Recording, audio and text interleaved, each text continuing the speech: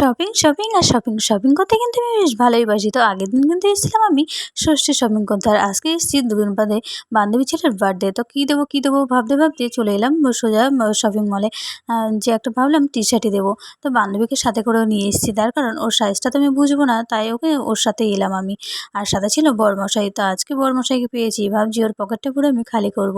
তো আমার কিন্তু যা পছন্দ হয়েছে আমি সবই নিয়েছি। আর শপিং করার আনন্দে জানো তো কিছু যে খাবো সেটাই ভুলে গেছি। বাইরে বেরিয়ে দেখি বৃষ্টি শুরু হয়ে গেছে আর সব দোকানপাট বন্ধ হয়ে গেছে। তার জন্য আর কিছু খাওয়া হয়নি। তো না খেয়েই বাড়ি চলে এলাম। তো বাড়ি এসে এবার দেখো কী নিয়েছি তোমাদেরকে একটু দেখাই।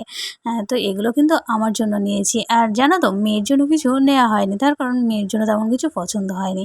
তাই আর নিলাম না। তো অনেক জামাকাপড় আছে সেগুলোই পরবে। আর এই দেখো এই ওয়ান পিসটাও আমি নিয়েছি আর নিয়েছি এই শাড়িটা। কিন্তু এই শাড়ি কিন্তু আমি দুটো নিয়েছি। একটা আমার জন্য আর একটা ভাইয়ের বউয়ের জন্য। আর এগুলো ওই যে বরের জন্য এই দুটো।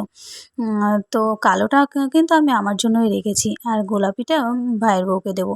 তার কারণ এবার ষষ্ঠীতে আমার মাসি নিমন্ত্রণ করেছে আমাকে। সেই হিসাবে মাসিদের জন্য একটু কেনাকাটা করে নিলাম। আর এই টি-শার্টটা দেখো আমার বান্ধবীর ছেলের জন্য নিয়েছি। আর এই যে দেখো গোলাপি শাড়িটা, এই শাড়িগুলো কিন্তু এখন খুব উঠেছে। সবাই পরছে দেখছি, বেশ ভালোই লাগছে। আর আমাদের দুষ্টু মায়ের জন্য একটা জামা নিয়েছি।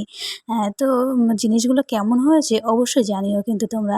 আর দেখো মাসির জন্য নিয়েছি একটা পলার আংটি। তো ভিডিওটা ভালো লাগলে অবশ্যই একটা লাইক কমেন্ট করো। তোমরা সবাই খুব ভালো থেকো।